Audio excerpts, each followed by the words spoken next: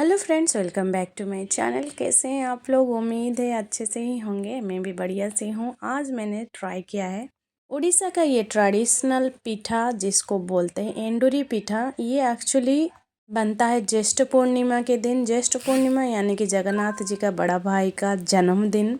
तो उड़ीसा का ट्रेडिशन के हिसाब से उस दिन घर का जो बड़ा बेटी या बेटा होता है उसको नया ड्रेस पहनाया जाता है और तुलसी मैया के पास पूजा किया जाता है। हमेशा से बाहर मतलब रहने के बाद से वो घर का मिलता नहीं है। बहुत सालों के बाद मैंने आज इसको बनाया है, खुद से पहली बार ट्राई किया है। तो आप लोग भी ज़रूर कर सकते हैं अगर मैं कर पाई हूँ। लेकिन हाँ, जो उड़ीसा में बनता है, जी जो जो इंग्रेडिएंट चाहिए था, कुछ कुछ मुझे मेरे पास अवेलेबल नहीं था।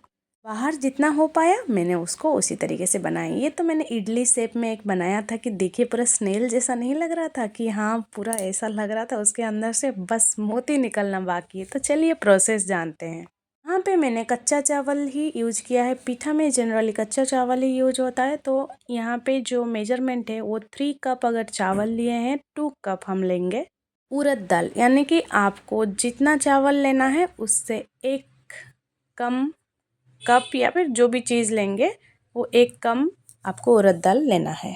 बस यही है, यानी कि उड़द दाल जितना एक कप चावल उससे ज़्यादा। बस उसके हिसाब से मैंने यहाँ पे 3 कप चावल और 2 कप उड़द दाल लिया है, जिसको पानी में मैंने भिगो दिया था।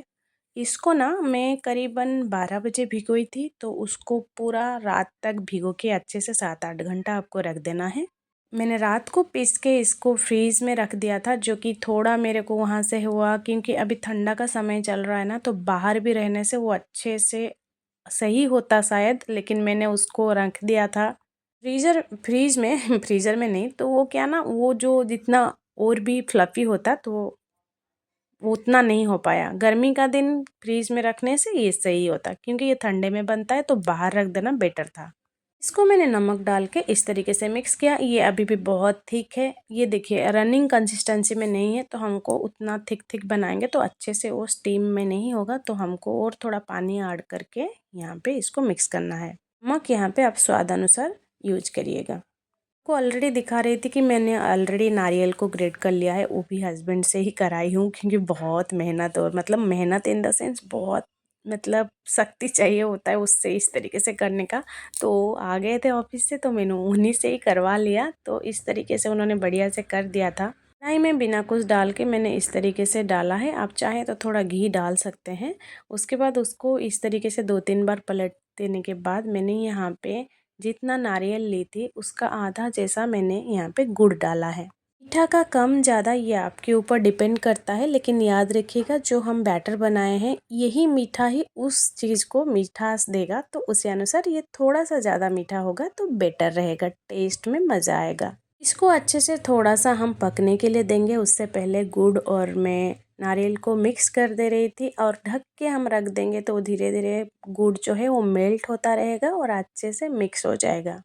आपको बीच बीच में थोड़ा सा देखना पड़ेगा ताकि वो नीचे लग ना जाए, नहीं तो फिर वो तीतापन आ जाएगा, मज़ा नहीं आएगा। यहाँ पे थोड़ा देर कवर करने के बाद मैंने निकालने के बाद यहाँ पे इलायची को इस तरीके से डाला है। अगर पूरा पाउडर करके देना चाहते हैं तो आप दे सकते हैं। साथ में मैंने यहाँ पे दिया है गोलकी का पाउडर, से इसका टेस्ट काफ़ी अच्छा आता है। और ये प्रोसेस मतलब ये इलायची और आप गोलकी का पाउडर देने के बाद ना इतना महकता है, मतलब सुगंध जिसको बोलते हैं, लगता है कि हाँ कुछ तो पर्व चल रहा है। शायद इसीलिए लगता है कि हम बचपन से उसी को जीते आते हैं कि हाँ घर में कुछ बन रहा है मीठा वाला इस तरीके का, तो कुछ एक स्पेशल ओकेजन में बनता है तो वो पूजा होता ही है, तो इसीलिए वो वाला फील आ ही जाता है।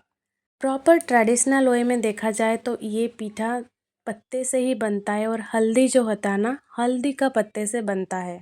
हल्दी का पत्ता थोड़ा सॉफ्ट होता है तो क्या होता है वो फटता नहीं है और उससे एक बढ़िया सा फ्रैग्रेंस भी मिलता है। तो ट्रेडिशनली हल्दी का पत्ता मिलता है जब भी ये पूजा होता है भुवनेश्वर में। जैसे इस टाइम हल्दी का पत्ता मार्केट में अवेलेबल रहता है और काफ़ी महंगा भी मिलता है। तो यहाँ पे तो वो सब नहीं, मुझे सिर्फ केले के पत्ते अवेलेबल मिले।